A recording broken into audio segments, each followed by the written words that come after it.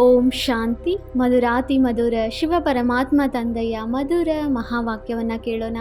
ಇಂದಿನ ಮುರುಳಿಯ ದಿನಾಂಕವಾಗಿದೆ 14/5/2026. ಪ್ರಾತಃ ಮುರುಳಿ ಬಾಪ್ತಾದ ಮಧುಬನ್. ಮಧುರ ಮಕ್ಕಳೇ, ಹೇಗೆ ತಂದೆಯು ಪ್ರೀತಿಯ ಸಾಗರನಾಗಿದ್ದಾರೆ, ಅವರಷ್ಟು ಪ್ರೀತಿಯನ್ನು ಪ್ರಪಂಚದಲ್ಲಿ ಮತ್ಯಾರು ಕೊಡಲು ಸಾಧ್ಯವಿಲ್ಲ. ಹಾಗೆಯೇ ನೀವು ಮಕ್ಕಳು ಸಹ ತಂದೆಯ ಸಮಾನರಾಗಿ ಯಾರಿಗೂ ಬೇಸರ ಪಡಿಸಬೇಡಿ. ಪ್ರಶ್ನೆಯಾಗಿದೆ, ತಂದೆಯು ತನ್ನ ಮಕ್ಕಳಿಗೆ ಯಾವ ಶಬ್ದಗಳಲ್ಲಿ ಶಿಕ್ಷಣ ನೀಡುತ್ತಾರೆ? ಶಾಪವಲ್ಲ. ಉತ್ತರ, ಮಧುರ ಮಕ್ಕಳೇ, ಎಂದೂ ಯಾರಿಗೂ ದುಃಖ ಕೊಡಬೇಡಿ. ದುಃಖ ಕೊಟ್ಟರೆ ದುಃಖಿಯಾಗಿಯೇ ಸಾಯುವಿರಿ. ಇದು ಶಿಕ್ಷಣವಾಗಿದೆ, ಶಾಪವಲ್ಲ. ಏಕೆಂದರೆ ನೀವು ಸುಖದಾತನ ಮಕ್ಕಳಾಗಿದ್ದೀರಿ ಅಂದ ಮೇಲೆ ನೀವು ಎಲ್ಲರಿಗೂ ಸುಖವನ್ನು ಕೊಡಬೇಕಾಗಿದೆ. ಎಷ್ಟೆಷ್ಟು ನೀವು ಎಲ್ಲರಿಗೆ ಸುಖ ಕೊಡುವಿರೋ ಅಷ್ಟು ಸದಾ ಸುಖಿಯಾಗಿರುತ್ತೀರಿ. ಯಾವ ಮಕ್ಕಳು ಸರ್ವಿಸ್ ಮಾಡುವರೋ ಅವರಿಗೆ ಸುಖದ ಆಸ್ತಿಯೂ ಸಿಗುತ್ತದೆ. ಓಂ ಶಾಂತಿ. ಮಕ್ಕಳು ತಂದೆಯ ನೆನಪಿನಲ್ಲಿ ಕುಳಿತಿದ್ದೀರಿ. ಇದು ಶ್ರೀಮತ, ಅರ್ಥಾತ್ ಶ್ರೇಷ್ಠಾತಿ ಶ್ರೇಷ್ಠ ಮತ ಸಿಗುತ್ತಿದೆ. ನೆನಪಿನ ಯಾತ್ರೆಯು ಬಹಳ ಮಧುರವಾಗಿದೆ. ಮಕ್ಕಳು ನಂಬರ್ ವಾರ್ ಪುರುಷಾರ್ಥದನುಸಾರ ತಿಳಿದುಕೊಂಡಿದ್ದೀರಿ.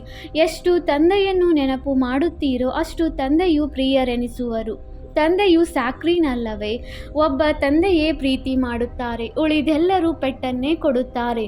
ಪ್ರಪಂಚದವರೆಲ್ಲರೂ ಒಬ್ಬರು ಇನ್ನೊಬ್ಬರನ್ನು ತಿರಸ್ಕರಿಸುತ್ತಾರೆ.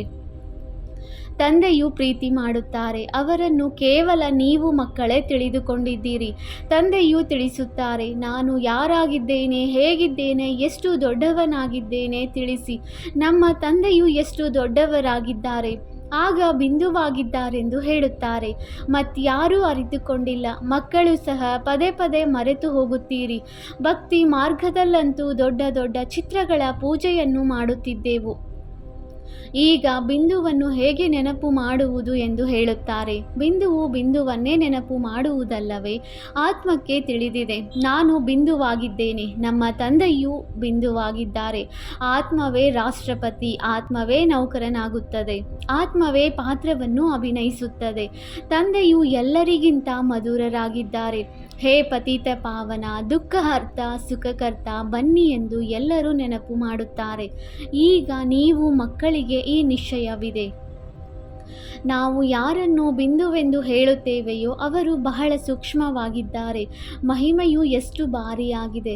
ಬಲೆ ಜ್ಞಾನ ಸಾಗರ, ಶಾಂತಿಯ ಸಾಗರನೆಂದು ಮಹಿಮೆಯನ್ನು ಹಾಡುತ್ತಾರೆ. ಆದರೆ ಅವರು ಹೇಗೆ ಬಂದು ಸುಖವನ್ನು ಕೊಡುತ್ತಾರೆ ಎಂಬುದನ್ನು ತಿಳಿದುಕೊಂಡಿಲ್ಲ. ಮಧುರಾತಿ ಮಧುರ ಮಕ್ಕಳು ಪ್ರತಿಯೊಬ್ಬರೂ ಇದನ್ನು ತಿಳಿದುಕೊಳ್ಳಬಹುದು. ಯಾರು ಯಾರು ಶ್ರೀಮತದಂತೆ ನಡೆಯುತ್ತಾರೆ, ಸರ್ವಿಸ್ ಮಾಡುವ ಶ್ರೀಮತವು ಸಿಗುತ್ತದೆ.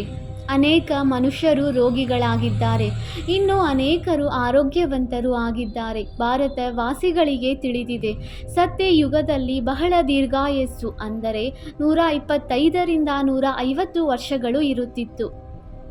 ಪ್ರತಿಯೊಬ್ಬರು ತಮ್ಮ ಆಯಸ್ಸು ಮುಗಿಯುವವರೆಗೂ ಇರುತ್ತಾರೆ. ಈಗಂತೂ ಸಂಪೂರ್ಣ ಚೀಚಿ ಪ್ರಪಂಚವಾಗಿದೆ.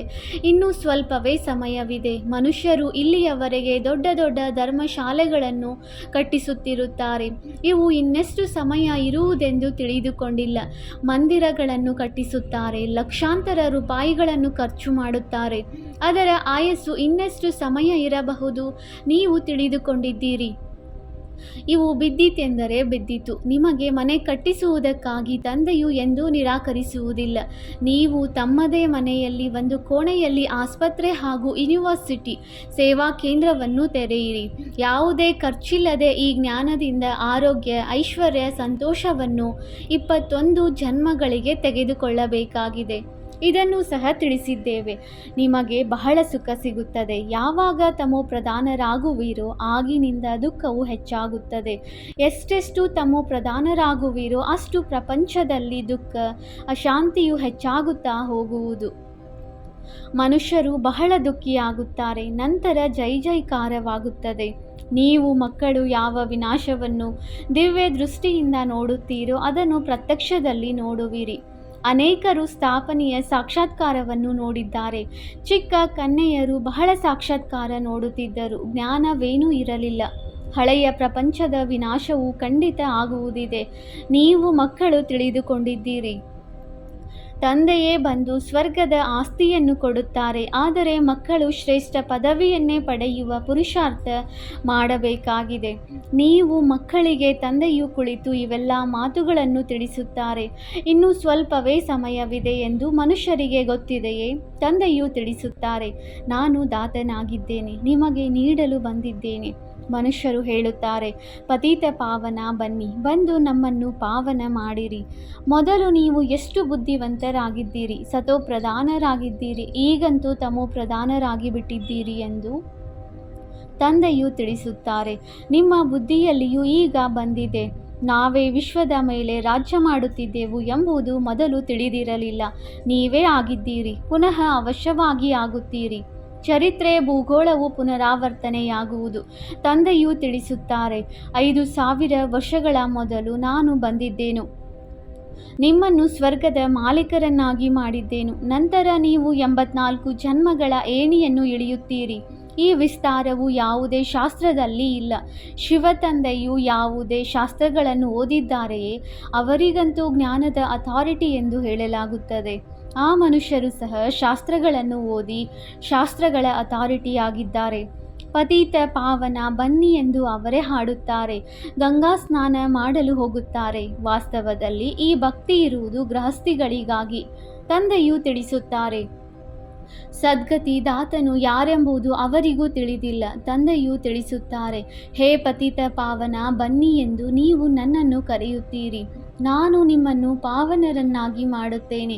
ನಾನು ನಿಮಗೆ ಓದಿಸುವುದಕ್ಕಾಗಿ ಬರುತ್ತೇನೆ. ನೀವು ನಮ್ಮ ಮೇಲೆ ಕೃಪೆ ತೋರಿ ಎಂದು ಹೇಳುವುದಲ್ಲ. ನಾನಂತೂ ಶಿಕ್ಷಕನಾಗಿದ್ದೇನೆ ಎಂದ ಮೇಲೆ ಕೃಪೆಯನ್ನೇಕೆ ಬೇಡುತ್ತೀರಿ? ಆಶೀರ್ವಾದವನ್ನಂತೂ ಅನೇಕ ಜನ್ಮಗಳಿಂದ ತೆಗೆದುಕೊಳ್ಳುತ್ತಾ ಬಂದಿದ್ದೀರಿ. ಈಗ ಬಂದು ತಂದೆ ತಾಯಿಯ ಸಂಪತ್ತಿಗೆ ಮಾಲೀಕರಾಗಿ. ಆಶೀರ್ವಾದವನ್ನೇನು ಮಾಡುವುದು? ಮಗುವಿನ ಜನ್ಮವಾಯಿತೆಂದರೆ ತಂದೆಯ ಪೂರ್ಣ ಸಂಪತ್ತಿಗೆ ಮಾಲೀಕನಾಯಿತು. ಲೌಕಿಕ ತಂದೆಗೆ ಕೃಪೆ ತೋರಿ ಎಂದು ಹೇಳುತ್ತಾರೆ. ಇಲ್ಲಿ ಕೃಪೆಯ ಮಾತಿಲ್ಲ, ಕೇವಲ ತಂದೆಯನ್ನು ನೆನಪು ಮಾಡಬೇಕಾಗಿದೆ. ಇದು ಸಹ ಯಾರಿಗೂ ತಿಳಿದಿಲ್ಲ. ತಂದೆಯು ಬಿಂದುವಾಗಿದ್ದಾರೆ. ಈಗ ನಿಮಗೆ ತಂದೆಯು ತಿಳಿಸಿದ್ದಾರೆ. ಪರಮಪಿತ ಪರಮಾತ್ಮ, ಗಾಡ್ ಫಾದರ್, ಸುಪ್ರೀಂ ಸೋಲ್ ಎಂದು ಎಲ್ಲರೂ ಹೇಳುತ್ತಾರೆ ಎಂದ ಮೇಲೆ ಪರಮ ಆತ್ಮನಾದರಲ್ಲವೇ? ಅವರು ಪರಮ ಅರ್ಥಾತ್ ಶ್ರೇಷ್ಠನಾಗಿದ್ದಾರೆ. ಉಳಿದೆಲ್ಲರೂ ಆತ್ಮರಾಗಿದ್ದೀರಿ. ಪರಮಾತ್ಮ ತಂದೆಯೇ ಬಂದು ತಮ್ಮ ಸಮಾನರನ್ನಾಗಿ ಮಾಡುತ್ತಾರೆ, ಮತ್ತೇನೂ ಇಲ್ಲ. ಬೇಹದ್ದಿನ ತಂದೆಯು ಸ್ವರ್ಗದ ರಚಯಿತನೇ ಬಂದು ಸ್ವರ್ಗದ ಮಾಲೀಕರನ್ನಾಗಿ ಮಾಡುತ್ತಾರೆಂದು ಮತ್ಯಾರ ಬುದ್ಧಿಯಲ್ಲಾದರೂ ಇರುತ್ತದೆಯೇ? ನೀವೀಗ ತಿಳಿದುಕೊಂಡಿದ್ದೀರಿ. ಕೃಷ್ಣನ ಕೈಯಲ್ಲಿ ಸ್ವರ್ಗದ ಗೋಲವಿದೆ. ಗರ್ಭದಿಂದ ಮಗುವು ಹೊರಬರುತ್ತದೆ. ಆಗಿನಿಂದ ಆಯಸ್ಸು ಆರಂಭವಾಗುತ್ತದೆ. ಶ್ರೀಕೃಷ್ಣನು ಪೂರ್ಣ 84 ಜನ್ಮಗಳನ್ನು ತೆಗೆದುಕೊಳ್ಳುತ್ತಾನೆ. ಗರ್ಭದಿಂದ ಹೊರಬಂದರೆ ಆ ದಿನದಿಂದ 84 ಜನ್ಮಗಳೆಂದು ಎಣಿಕೆಯಾಗುತ್ತದೆ. ಲಕ್ಷ್ಮೀನಾರಾಯಣರಿಗಂತೂ ದೊಡ್ಡವರಾಗುವುದರಲ್ಲಿ 30ರಿಂದ 35 ವರ್ಷಗಳು ಹಿಡಿಸಿತಲ್ಲವೇ? ಅಂದಾಗ ಆ 30-35 ವರ್ಷಗಳನ್ನು 5,000 ವರ್ಷಗಳಲ್ಲಿ ಕಡಿಮೆ ಮಾಡಬೇಕಾಗಿದೆ. ಶಿವತಂದೆಯಂತೂ ಎಣಿಕೆ ಮಾಡಲು ಸಾಧ್ಯವಿಲ್ಲ. ಶಿವತಂದೆಯು ಯಾವಾಗ ಬಂದರು ಎಂದು ಸಮಯವನ್ನು ಹೇಳಲು ಸಾಧ್ಯವಿಲ್ಲ. ಆರಂಭದಿಂದ ಸಾಕ್ಷಾತ್ಕಾರವಾಗುತ್ತಿತ್ತು. ಮುಸಲ್ಮಾನರು ಸಹ ಸೂಕ್ಷ್ಮ ವತನದಲ್ಲಿ ಹೋಗಿ ಉದ್ಯಾನವನ ಇತ್ಯಾದಿಗಳನ್ನು ನೋಡುತ್ತಿದ್ದರು. ಈ ನೌದಾ ಭಕ್ತಿಯನ್ನಂತೂ ಯಾರೂ ಮಾಡಲಿಲ್ಲ. ಮನೆಯಲ್ಲಿ ಕುಳಿತಿದ್ದಂತೆಯೇ ತಾವೇ ಧ್ಯಾನದಲ್ಲಿ ಹೋಗುತ್ತಿದ್ದರು. ಆ ಮನುಷ್ಯರಂತೂ ಎಷ್ಟೊಂದು ನೌದಾಭಕ್ತಿ ಮಾಡುತ್ತಾರೆ. ಆದ್ದರಿಂದ ತಂದೆಯು ಸನ್ಮುಖದಲ್ಲಿ ಕುಳಿತು ತಿಳಿಸುತ್ತಾರೆ. ತಂದೆಯು ದೂರ ದೇಶದಿಂದ ಬಂದಿದ್ದಾರೆ. ಇದನ್ನು ಮಕ್ಕಳು ತಿಳಿದುಕೊಂಡಿದ್ದೀರಿ. ಇವರಲ್ಲಿ ತಂದೆಯು ಪ್ರವೇಶ ಮಾಡಿ ನಮಗೆ ಓದಿಸುತ್ತಾರೆ. ಆದರೆ ಹೊರಗಡೆ ಹೋಗುತ್ತಿದ್ದಂತೆಯೇ ನಶೆಯು ಕಡಿಮೆಯಾಗಿ ಬಿಡುತ್ತದೆ. ನೆನಪಿದ್ದಾಗ ಖುಷಿಯ ನಶೆಯೇ ಏರಿರುವುದು ಮತ್ತು ಕರ್ಮಾತೀತ ಸ್ಥಿತಿಯಾಗುವುದು. ಆದರೆ ಅದರಲ್ಲಿ ಸಮಯ ಬೇಕು. ಈಗ ನೋಡಿ, ಶ್ರೀಕೃಷ್ಣನ ಆತ್ಮಕ್ಕೆ ಅಂತಿಮ ಜನ್ಮದಲ್ಲಿ ಸಂಪೂರ್ಣ ಜ್ಞಾನವಿದೆ. ಮತ್ತೆ ಗರ್ಭದಿಂದ ಹೊರಬಂದ ಮೇಲೆ 1 ಪೈಸೆಯಷ್ಟು ಜ್ಞಾನವಿರುವುದಿಲ್ಲ. ತಂದೆಯು ಬಂದು ತಿಳಿಸುತ್ತಾರೆ, ಕೃಷ್ಣನು ಮುರುಳಿಯನ್ನು ನುಡಿಸಲಿಲ್ಲ. ಕೃಷ್ಣನಂತೂ ಜ್ಞಾನವನ್ನೇ ತಿಳಿದುಕೊಂಡಿಲ್ಲ. ಲಕ್ಷ್ಮೀನಾರಾಯಣರೇ ತಿಳಿದುಕೊಂಡಿಲ್ಲವೆಂದ ಮೇಲೆ ಮತ್ತೆ ಋಷಿ ಮುನಿ ಸಾಧು ಸನ್ಯಾಸಿಗಳು ಹೇಗೆ ತಿಳಿದುಕೊಳ್ಳುವರು? ವಿಶ್ವದ ಮಾಲೀಕರಾದ ಲಕ್ಷ್ಮೀನಾರಾಯಣರೇ ಅರಿತುಕೊಂಡಿಲ್ಲ ಅಂದ ಮೇಲೆ ಈ ಸನ್ಯಾಸಿಗಳು ಏನು ಅರಿತುಕೊಳ್ಳುವರು? ಸಾಗರದಲ್ಲಿ ಆಲದ ಎಲೆಯ ಮೇಲೆ ತೇಲಿ ಬಂದನು, ಇದನ್ನು ಮಾಡಿದನು, ಇವೆಲ್ಲವೂ ಕಥೆಗಳಾಗಿವೆ. ಮನುಷ್ಯರು ಕುಳಿತು ಬರೆದಿದ್ದಾರೆ. ಗಂಗಾ ನದಿಯಲ್ಲಿ ಹೆಜ್ಜೆ ಇಟ್ಟ ಕೂಡಲೇ ಗಂಗೆಯು ಕೆಳಗಡೆ ಹೊರಟು ಹೋಯಿತು ಎಂದು ಹೇಳುತ್ತಾರೆ. ಅಂದ ಮೇಲೆ ವಿಚಾರ ಮಾಡಿ ಮನುಷ್ಯರು ಯಾವ ಮಾತುಗಳನ್ನು ತಾನೇ ಬರೆಯಲು ಸಾಧ್ಯವಿಲ್ಲ. ಈಗ ತಂದೆಯು ತಿಳಿಸುತ್ತಾರೆ, ಯಾವುದೇ ಉಲ್ಟಾ ಸುಲ್ಟಾ ಮಾತುಗಳ ಮೇಲೆ ವಿಶ್ವಾಸವನ್ನಿಡಬೇಡಿ. ಮನುಷ್ಯರು ಎಷ್ಟೊಂದು ಶಾಸ್ತ್ರಗಳನ್ನು ಓದುತ್ತಾರೆ. ಈಗ ತಂದೆಯು ತಿಳಿಸುತ್ತಾರೆ, ಓದಿರುವುದೆಲ್ಲವನ್ನು ಮರೆತು ಹೋಗಿ ಈ ದೇಹವನ್ನು ಮರೆತು ಬಿಡಿ. ಆತ್ಮವೇ ಒಂದು ಶರೀರವನ್ನು ಬಿಟ್ಟು ಇನ್ನೊಂದನ್ನು ತೆಗೆದುಕೊಂಡು ಪಾತ್ರವನ್ನು ಅಭಿನಯಿಸುತ್ತದೆ. ಭಿನ್ನ ಭಿನ್ನ ನಾಮ ರೂಪ ದೇಶ ವಸ್ತ್ರಗಳನ್ನು ಧರಿಸುತ್ತದೆ. ಈಗ ತಂದೆಯು ತಿಳಿಸುತ್ತಾರೆ, ಇದು ಚೀಚಿ ವಸ್ತ್ರವಾಗಿದೆ. ಆತ್ಮ ಮತ್ತು ಶರೀರವು ಎರಡೂ ಪತಿತವಾಗಿದೆ. ಆತ್ಮಕ್ಕೆ ಶ್ಯಾಮ ಮತ್ತು ಸುಂದರ ಎಂದು ಹೇಳಲಾಗುತ್ತದೆ. ಆತ್ಮವು ಪವಿತ್ರವಾಗಿತ್ತು, ಆಗ ಸುಂದರವಾಗಿತ್ತು. ನಂತರ ಕಾಮಚಿತೆಯ ಮೇಲೆ ಕುಳಿತುಕೊಳ್ಳುವುದರಿಂದ ಕಪ್ಪಾಗಿದೆ. ಈಗ ಪುನಃ ತಂದೆಯು ಜ್ಞಾನಚಿತೆಯ ಮೇಲೆ ಕೂರಿಸುತ್ತಾರೆ. ಪತಿತ ಪಾವನ ತಂದೆಯು ತಿಳಿಸುತ್ತಾರೆ, ಮಕ್ಕಳೇ, ನನ್ನನ್ನು ನೆನಪು ಮಾಡಿರಿ, ಆಗಲೇ ಈ ತುಕ್ಕು ಹೊರಟು ಹೋಗುವುದು. ಆತ್ಮದಲ್ಲಿಯೇ ತುಕ್ಕು ಬೀಳುತ್ತದೆ. ಕಲಿಯುಗದ ಅಂತ್ಯದಲ್ಲಿ ನೀವು ಬಡವರಾಗಿದ್ದೀರಿ. ಅಲ್ಲಿ ಸತ್ಯಯುಗದಲ್ಲಿ ನೀವು ಚಿನ್ನದ ಮಹಲುಗಳನ್ನು ಕಟ್ಟಿಸುತ್ತೀರಿ. ಅದ್ಭುತವೇನೆಂದರೆ ಇಲ್ಲಿ ವಜ್ರಗಳ ಬೆಲೆ ನೋಡಿ ಎಷ್ಟೊಂದಿದೆ. ಅಲ್ಲಂತೂ ವಜ್ರಗಳು ಕಲ್ಲುಗಳಂತಿರುತ್ತವೆ. ನೀವೀಗ ತಂದೆಯಿಂದ ಜ್ಞಾನ ರತ್ನಗಳ ಜೋಳಿಗೆಯನ್ನು ತುಂಬಿಸಿಕೊಳ್ಳುತ್ತಿದ್ದೀರಿ. ಸಾಗರದಿಂದ ರತ್ನಗಳ ತಟ್ಟೆಗಳನ್ನು ತುಂಬಿಸಿ ತೆಗೆದುಕೊಂಡು ಬರುತ್ತಾರೆ ಎಂದು ಬರೆಯಲ್ಪಟ್ಟಿದೆ. ಸಾಗರದಿಂದ ಎಷ್ಟು ಬೇಕೋ ಅಷ್ಟನ್ನು ತೆಗೆದುಕೊಳ್ಳಿ, ಗಣಿಗಳೇ ಸಂಪನ್ನವಾಗಿ ಬಿಡುತ್ತವೆ. ನೀವು ಸಾಕ್ಷಾತ್ಕಾರ ಮಾಡಿದ್ದೀರಿ. ಮಾಯಾ ಮಚ್ಚಂಧರ್ನ ಆಟವನ್ನು ತೋರಿಸುತ್ತಾರೆ. ಅವನು ಚಿನ್ನದ ಇಟ್ಟಿಗೆಯು ಬಿದ್ದಿರುವುದನ್ನು ನೋಡಿ ತೆಗೆದುಕೊಂಡು ಹೋಗುವನೆಂದು ತಿಳಿದುಕೊಂಡನು. ಕೆಳಗೆ ಬಂದಾಗ ಏನೂ ಇರಲಿಲ್ಲ. ಸತ್ಯಯುಗದಲ್ಲಿ ಚಿನ್ನದ ಇಟ್ಟಿಗೆಗಳಿಂದ ಮಹಲುಗಳನ್ನು ಕಟ್ಟಿಸುತ್ತೀರಿ. ಈ ರೀತಿಯ ವಿಚಾರವು ಬಂದಾಗ ಖುಷಿಯ ನಶೆ ಏರುವುದು. ತಂದೆಯ ಪರಿಚಯ ಕೊಡಬೇಕಾಗಿದೆ. ಶಿವ ತಂದೆಯು 5,000 ವರ್ಷಗಳ ಮೊದಲು ಸಹ ಬಂದಿದ್ದರು. ಇದು ಯಾರಿಗೂ ತಿಳಿದಿಲ್ಲ. ನೀವು ತಿಳಿದುಕೊಂಡಿದ್ದೀರಿ. 5,000 ವರ್ಷಗಳ ಮೊದಲು ಬಂದು ನಿಮಗೆ ರಾಜಯೋಗವನ್ನು ಕಲಿಸಿದ್ದೆನು. ಕಲ್ಪಕಲ್ಪವು ನಿಮಗೆ ಕಲಿಸುತ್ತೇನೆ. ಯಾರು ಯಾರು ಬಂದು ಬ್ರಾಹ್ಮಣರಾಗುವರೋ ಅವರು ಮತ್ತೆ ದೇವತೆಗಳಾಗುವರು. ವಿರಾಟ ರೂಪವನ್ನು ತೋರಿಸುತ್ತಾರೆ. ಅದರಲ್ಲಿ ಬ್ರಾಹ್ಮಣರ ಶಿಕೆಯನ್ನು ಮರೆಮಾಡಿಬಿಟ್ಟಿದ್ದಾರೆ. ಬ್ರಾಹ್ಮಣ ಕುಲವು ಬಹಳ ಉತ್ತಮವೆಂದು ಗಾಯನವಿದೆ. ಅವರು ದೈಹಿಕ ಬ್ರಾಹ್ಮಣರಾಗಿದ್ದಾರೆ. ನೀವು ಆತ್ಮಿಕ ಬ್ರಾಹ್ಮಣರಾಗಿದ್ದೀರಿ. ಸತ್ಯವಾದ ಕಥೆಯನ್ನು ತಿಳಿಸುತ್ತೀರಿ. ಇದೇ ಸತ್ಯನಾರಾಯಣನ ಕತೆ, ಅಮರ ಕಥೆಯಾಗಿದೆ. ನಿಮಗೆ ಅಮರ ಕಥೆಯನ್ನು ತಿಳಿಸಿ ಅಮರರನ್ನಾಗಿ ಮಾಡುತ್ತಿದ್ದಾರೆ. ಈ ಮೃತ್ಯು ಲೋಕವು ಸಮಾಪ್ತಿಯಾಗಲಿದೆ. ನಾನು ನಿಮ್ಮನ್ನು ಕರೆದುಕೊಂಡು ಹೋಗಲು ಬಂದಿದ್ದೇನೆಂದು ಶಿವತಂದೆಯು ತಿಳಿಸುತ್ತಾರೆ. ಎಷ್ಟೊಂದು ಆತ್ಮರಿರಬಹುದು. ಆತ್ಮಕ್ಕೆ ತಿಳಿದೇ ಯಾವುದೇ ಶಬ್ದ ಆಗುವುದಿಲ್ಲ. ಜೇನು ನೊಣಗಳ ಹಿಂಡು ಹೋಗುವಾಗ ಎಷ್ಟು ಶಬ್ದವಾಗುತ್ತದೆ. ರಾಣಿ ನೊಣದ ಹಿಂದೆ ಉಳಿದೆಲ್ಲವೂ ಓಡುತ್ತವೆ. ಪರಸ್ಪರ ಎಷ್ಟೊಂದು ಏಕತೆ ಇರುತ್ತದೆ. ಭ್ರಮರಿಯ ಉದಾಹರಣೆಯೂ ಸಹ ಇಲ್ಲಿಯದೇ ಆಗಿದೆ. ನೀವು ಮನುಷ್ಯರಿಂದ ದೇವತೆಗಳನ್ನಾಗಿ ಮಾಡುತ್ತೀರಿ. ಪತಿತರಿಗೆ ನೀವು ಜ್ಞಾನದ ಬೂಬು ಮಾಡುತ್ತೀರಿ. ಆಗ ಅವರು ಪಾವನ ವಿಶ್ವದ ಮಾಲೀಕರಾಗಿ ಬಿಡುತ್ತಾರೆ. ನಿಮ್ಮದು ಪ್ರವೃತ್ತಿ ಮಾರ್ಗವಾಗಿದೆ. ಅದರಲ್ಲಿಯೂ ಮೆಜಾರಿಟಿ ಮಾತೆಯರದಾಗಿದೆ. ಆದ್ದರಿಂದ ವಂದೇ ಮಾತರಂ ಎಂದು ಹೇಳಲಾಗುತ್ತದೆ. ಯಾರು ತಂದೆಯ ಮೂಲಕ 21 ಜನ್ಮಗಳ ಆಸ್ತಿಯನ್ನು ಕೊಡಿಸುವರೋ ಅವರೇ ಬ್ರಹ್ಮಕುಮಾರಿಯರಾಗಿದ್ದಾರೆ. ತಂದೆಯು ಸದಾ ಸುಖದ ಆಸ್ತಿಯನ್ನು ಕೊಡುತ್ತಾರೆ. ಯಾರು ಸರ್ವಿಸ್ ಮಾಡುವರೋ, ಓದುವರೋ, ಬರೆಯುವರೋ ಅವರು ನವಾಬರಾಗುತ್ತಾರೆ. ರಾಜರಾಗುವುದು ಒಳ್ಳೆಯದು ಅಥವಾ ನೌಕರರಾಗುವುದು ಒಳ್ಳೆಯದು? ಅಂತಿಮ ಸಮಯದಲ್ಲಿ ನಿಮಗೆ ಎಲ್ಲವೂ ಅರ್ಥವಾಗುವುದು, ನಾವು ಏನಾಗುತ್ತೇವೆ ಎಂದು. ಆಗ ನಾವು ಶ್ರೀಮತದಂತೆ ಏಕೆ ನಡೆಯಲಿಲ್ಲ ಎಂದು ಬಹಳ ಪಶ್ಚಾತ್ತಾಪ ಪಡುವರು. ತಂದೆಯು ತಿಳಿಸುತ್ತಾರೆ, ಮಕ್ಕಳೇ, ಫಾಲೋ ಮಾಡಿ. ಯಾರಾದರೂ ಸೇವಾ ಕೇಂದ್ರಕ್ಕಾಗಿ ಒಂದು ಕೋಣೆಯನ್ನು ಕೊಟ್ಟು ತಾನು ಮಾತ್ರ ಮಾಂಸ ಮದ್ಯಗಳನ್ನು ಸೇವಿಸುತ್ತಾ ಇರುವುದಲ್ಲ. ಒಬ್ಬರು ಪುಣ್ಯಾತ್ಮ, ಇನ್ನೊಬ್ಬರು ಪಾಪಾತ್ಮ ಅಂದ ಮೇಲೆ ಆ ಆಶ್ರಮವು ಇರುವುದಿಲ್ಲ. ಮನೆಯಲ್ಲಿ ಸ್ವರ್ಗವನ್ನು ಮಾಡುತ್ತೀರೆಂದರೆ ತಾವು ಸ್ವರ್ಗದಲ್ಲಿ ಹೋಗಲು ಯೋಗ್ಯರಾಗಬೇಕಲ್ಲವೇ? ಕೇವಲ ಆಶೀರ್ವಾದದ ಮೇಲೆ ನಿಲ್ಲಬಾರದು. ತಂದೆಯನ್ನು ನೆನಪು ಮಾಡಬೇಕಾಗಿದೆ. ಪವಿತ್ರರನ್ನಾಗಿ ಮಾಡಿಯೇ ಜೊತೆ ಕರೆದುಕೊಂಡು ಹೋಗುತ್ತೇನೆ. ನಿಮಗಂತೂ ಬಹಳ ಖುಷಿ ಇರಬೇಕು. ಎಷ್ಟು ದೊಡ್ಡ ಲಾಟರಿ ಸಿಗುತ್ತದೆ. ತಂದೆಯನ್ನು ಎಷ್ಟು ನೆನಪು ಮಾಡುತ್ತೀರೋ ಅಷ್ಟು ವಿಕರ್ಮಗಳು ವಿನಾಶವಾಗುತ್ತವೆ. ತಂದೆಯು ಮಾಡುವ ಪ್ರೀತಿಯನ್ನು ಪ್ರಪಂಚದಲ್ಲಿ ಮತ್ಯಾರೂ ಮಾಡಲು ಸಾಧ್ಯವಿಲ್ಲ. ಅವರಿಗೆ ಪ್ರೀತಿಯ ಸಾಗರನೆಂದೇ ಹೇಳಲಾಗುತ್ತದೆ.